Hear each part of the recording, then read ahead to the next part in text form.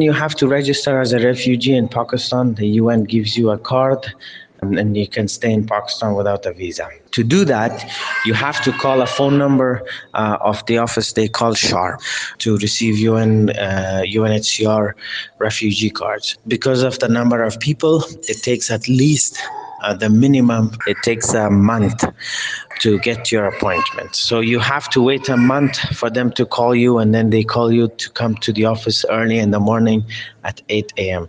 At 8 a.m. you go to the office and then you wait, stand in the queue. The queue gives you one token number, and then again you stand in another queue.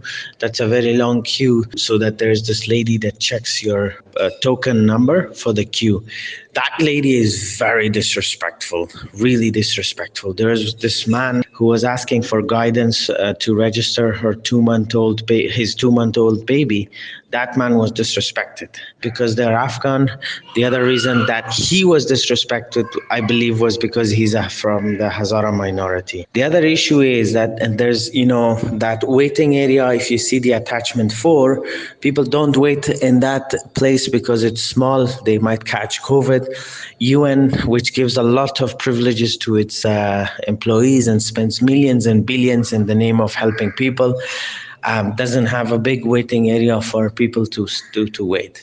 So therefore, if you see this first 2 pictures, it's the outside area that people wait. It's in the open. There's sunlight, as you know. This region, South Asia, and this season, this time of the year, it's the dengue fever season.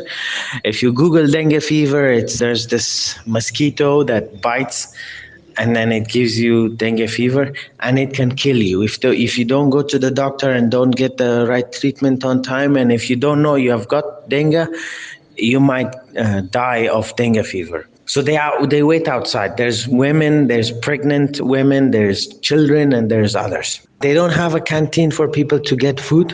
I was called early in the morning. I didn't have food. I didn't have nothing. I didn't have water. So there's this one thermos flask you can see in the 3rd attachment that people have to get water from that. But there's no glass. People use one glass. There's no disposable glass. One plastic glass. 100 men and women use one glass to drink water. That's another big issue. Even if these people get appointments, they wait, for a longer time to get themselves registered and get their cards. And then, since they have a 2-month visa and it takes a long time, their visas expires. If their visa expires, their phone numbers expire, then the UN has to call someone for an appointment, and when your number is expired, you cannot, the UN cannot call you. And these people were asking, how can we get over this issue? This should be online. We should be able to get emails. They were like, oh, we don't have email services. That's another issue. So the UNHCR spends millions and millions in the name of helping Afghans, but it doesn't actually help Afghans. Again, there's no canteen for food. There's no canteen for drinks. This is what the UN gets public funds for. This is what the UN believes it works for. And this is what the UN believes it stands for. And I don't know. It's such I can say this. It's such a big shame if the UN still believes they're doing good work. If none of these people get none of the privileges the UN employees and staff and senior staff gets. These people are not able to sustain themselves, and they are supposed to pay thousands of Pakistani rupees to travel from a very far location to this location to stand in the line and register themselves.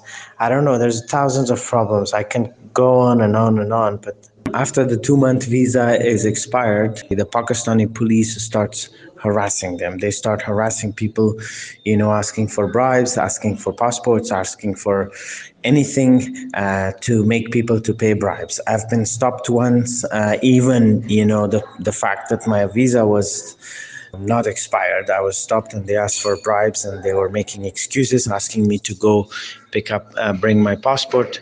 This has to, and with the number of refugees coming to Pakistan, this problem cannot and should not go for long. Thank you.